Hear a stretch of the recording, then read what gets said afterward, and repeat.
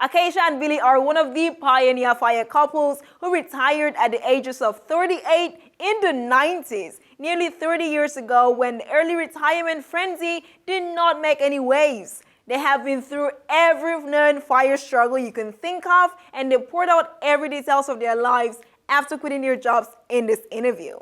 So I think you can agree with me that these two are more than qualified to speak on the fire movement. Welcome to the show, Akaisha and Billy. It's so good to have you both with me today. Well, thank you. Thank you for the invitation. Yes, thank you very much.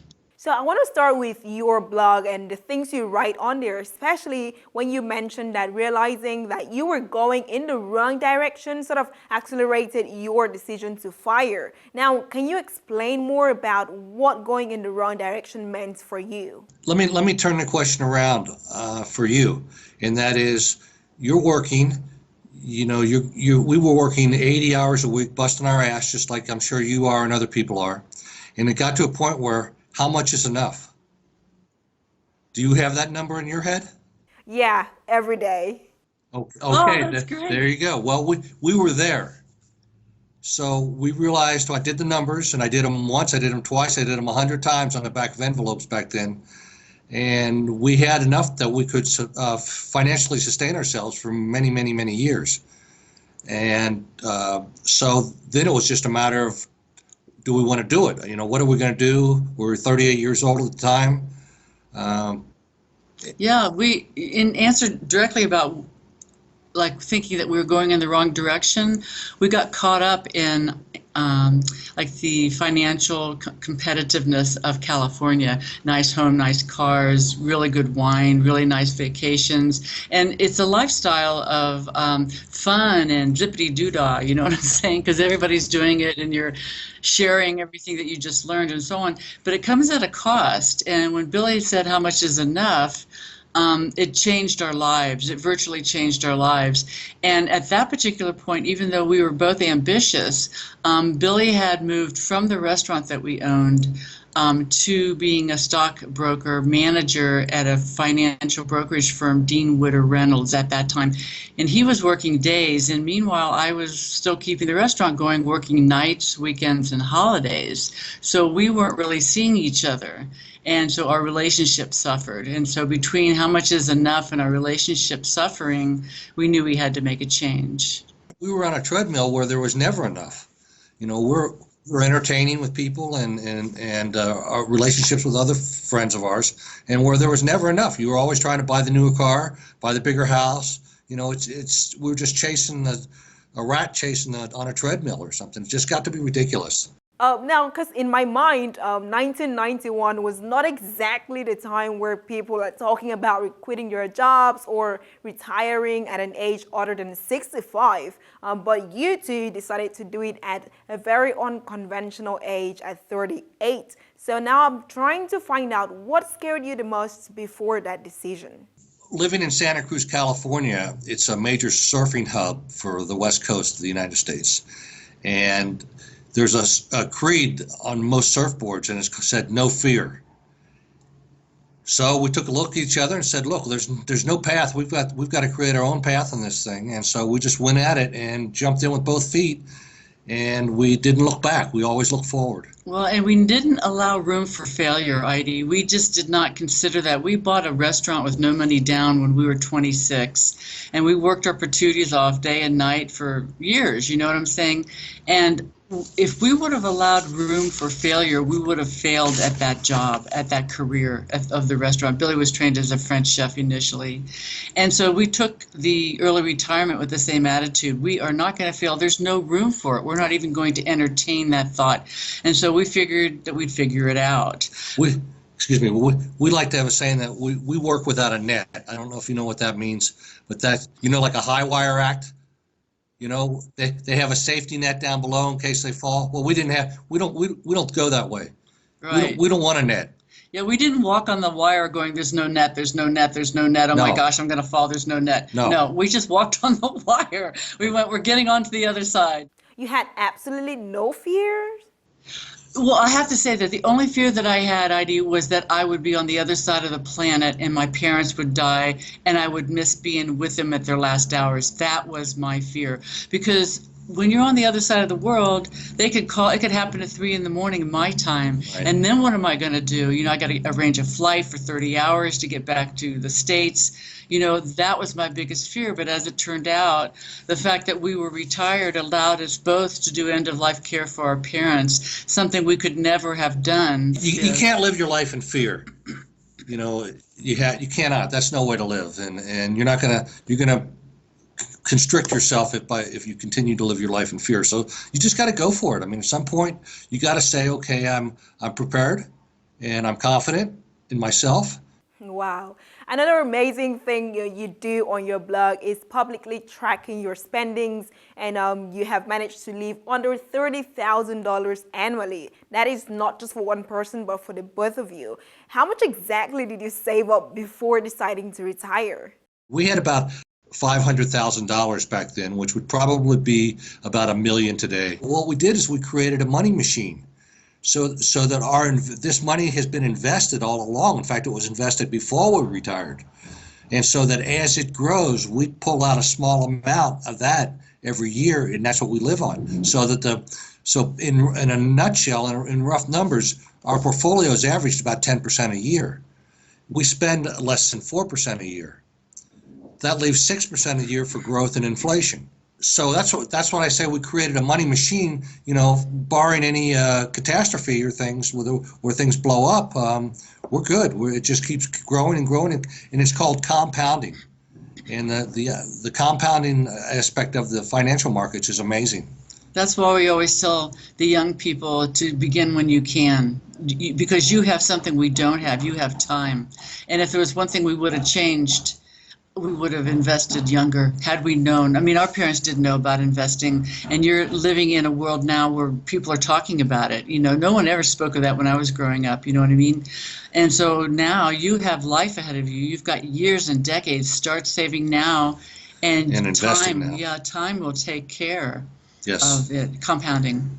That's why, on our website, we try to put things in simple terms that everybody can understand. I learned this when I was a stockbroker, that I could speak to you in using words that you have no idea what it means, and that's not going to do you any good. You're not going to invest with me if you don't understand what the investment is. But if I can break it down to a simpler way for you to understand it, then there's a greater chance of success for both of us. And that we try to really emphasize that simplistic approach on our website. A lot of folks are concerned about taxes, and they're worried about what the future might hold. So I'm wondering now, how do you manage your taxes?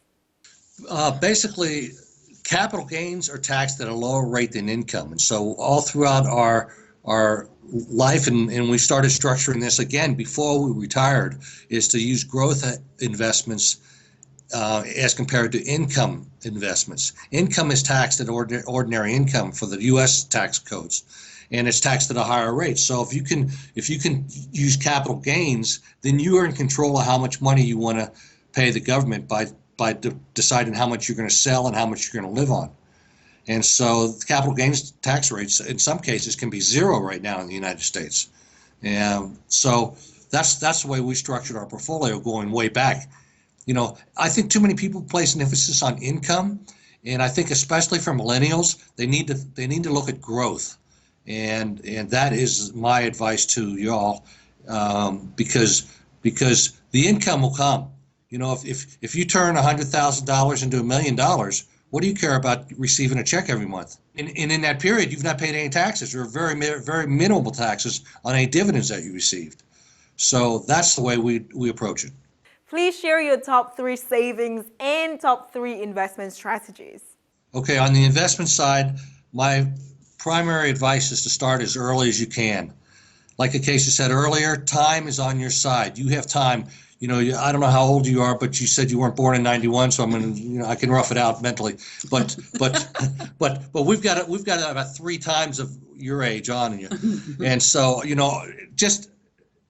we know there's an end game to us. We know we're going to be here another 20 years maybe, and that's it. Whereas you've got 40, 50, 60 years of investing. You got to let that work for you. Start as early as you can, invest as much as you can, and as often as you can. And today with the brokerage houses, some of them like Fidelity in the United States, Fidelity.com, you can start with nothing. They've got zero balance accounts now. And then you can just add so much every month to it and to like an index fund. And there's no expenses or no fees at all on that, which I think is a fantastic opportunity for young people. And then let the market work for you. Just sit back, invest as much as you can as early as you can, and you're going to start seeing growth at some point, 10, 15 years out. All of a sudden, the scale is just going to start rising, and it's going to be impressive, to say the least. I would say, too, to learn the language of finance. I mean, just even a few terms will start and they'll take hold, and then you can learn from there. And that way you won't be vulnerable to someone who's unscrupulous. You'll be able to say, wait a second, I know XYZ. So learn the language of finance and learn from your mistakes. And live below your means. Yes, in terms of savings, live below your means. It's really not that difficult if you're got some sort of structured life. And well, we track our spending, so like we know exactly what we spend every day and every month, every year, what our daily cost average is, and so on. And so we know exactly how much a percentage of our net worth that is as well. And so we know what we're spending right here in Mexico.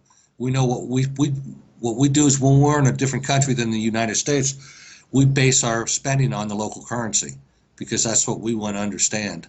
And so we know that we're spending X amount of dollars right now in Mexico, and when we go to Guatemala, it'll be probably about the same amount of dollars, but it'll be in a different currency, and on and on. If you live like a foreigner, then you're going to be spending more money. If you live like a local, you're living on the local economy, and so you'll be spending less money. So that's what Billy's trying to say, is that we know what we're spending in pesos or quetzales or dong or whatever, baht. And so you live like a local instead of saying, well, it's just a couple bucks. It's just a couple bucks. No, you can get full for $1 in Thailand. And this goes back to our restaurant experience. If you have a small business, you have to track your spending.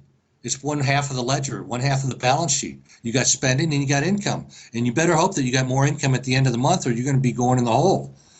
So it's just prudent to track your spending every day so you know where you're at. And so we just transferred that skill into our personal lives, and it's worked well for us. And then, like Akaisha said, we also have a way of knowing what percentage of our net worth we're spending on a daily basis. And so that if we start to see it get out of hand, we make an adjustment. Right away. And I have one last thing, Heidi, that I think is really important, and that's to keep peer pressure in perspective.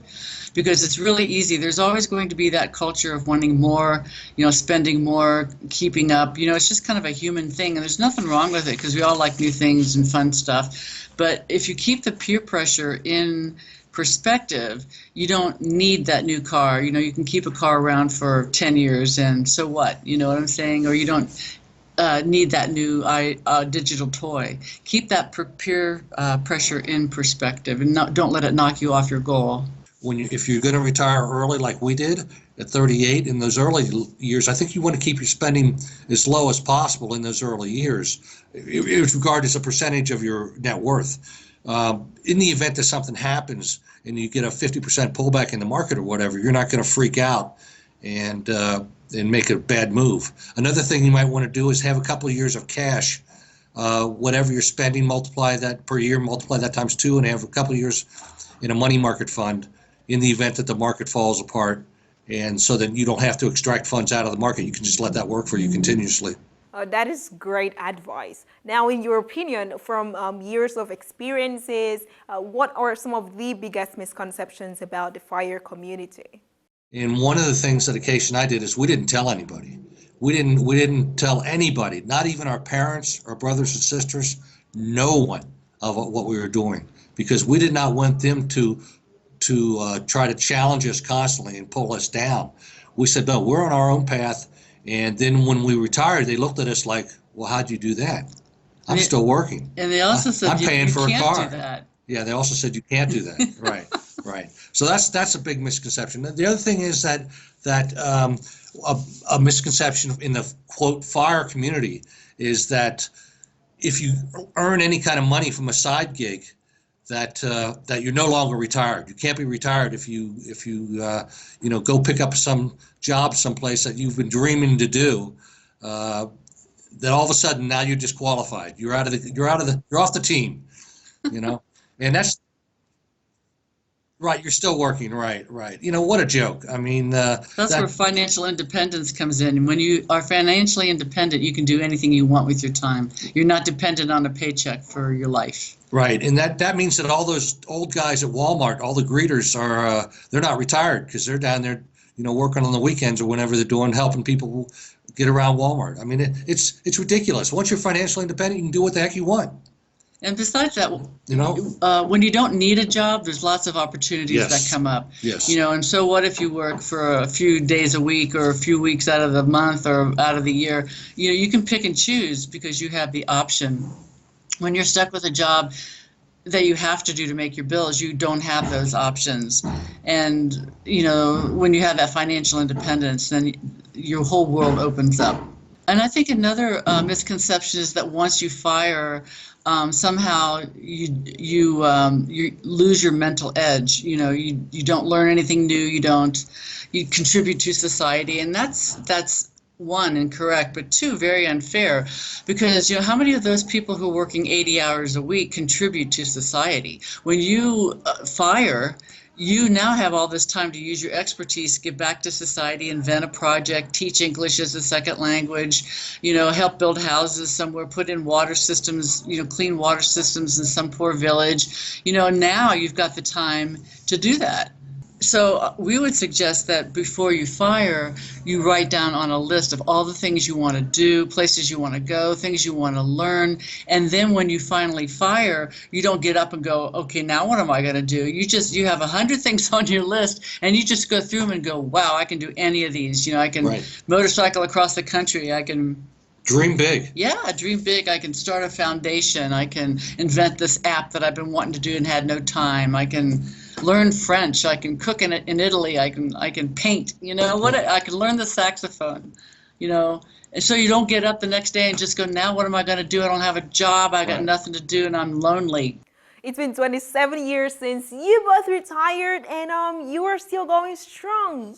Yeah. What advice would you give to our viewers, who are trying to get into FIRE? Where should they start from? What should they look out for, and all of those things? The first thing, my recommendation is to track your spending. Right now, when you're working, start today. Write down everything you spend on, and add it up at the end of the day and have a total. Figure that out daily, monthly, and annually, and keep a log of it so you can see where you're at. And then multiply that. Once you know what your annual spending figure is, multiply that times 25. And that should give you the number. That should give you your number, how much is enough. That should give you the number that you need to have invested in assets. So liquid assets, not a house, but liquid assets that you can get at. And then you become financially independent. Then you can continue to work or say adios, amigo. And when you're tracking your spending and you say, well, I'm spending too much, we say there's 4 categories in any household that are of the highest spending. And so these are places that you can modify. And that's housing, what you spend on housing, transportation, taxes, and food and entertainment. So say, for instance, you have to be in a certain city with high rent or high house purchase. When you retire, you don't need to stay there. You can relocate to another area that housing is cheaper, or you could house sit around the world, or you could exchange the house that you have in this wonderful city for a house in another wonderful city around the world, or you could rent out a section of your house because, like through Airbnb or something, because you happen to have all of these attractions in your town, you see. And transportations, like you might want to go car free. We decided to do that. You might want to live on a boat. You might want to live in a walkable city. So transportation can be modified too. You can own a motorcycle instead of 2 cars, you see. And then taxes, of course, Billy talked about taxes. And then the last one is food and entertainment. If you learn how to cook, or if you eat at home, if you eat healthy that way, or you eat lunches instead of high-priced dinners, you can make a nice meal at home with a bottle of wine, and it can be just as much fun with some friends as going out spending $300 on dinner. You know what I'm saying? And all the other entertainments, like the high-priced toys, you know, the jet skis and the boats and this kind of stuff. So it's housing, transportation, taxes, and food, entertainment. Thank you so much for the amazing insights. And now, finally, what is next for you? We really don't like to have our year sculpted out, sketched out. I mean, we'll talk about some ideas between us, but we're always watching airfares and currencies around the world and seeing if there's a place that interests us that we would like to go. To say we're going to be in Spain or France or Italy next June it's too limiting for us. You know, we'll make that decision a month or two prior. And some opportunity could come up. We got an opportunity one time when we were living in Guatemala to open up a residence in Vietnam, Saigon, Vietnam. And so we had other plans to maybe do this or that, but then that opportunity came up when it was just like 90-degree difference. You know what I'm saying? And so we went to Vietnam. Then we went to Thailand, and then we went. So we like to stay flexible because you never know what opportunity is going to come up. We just got back from 10 days at the beach, and so we're still trying to get caught up here.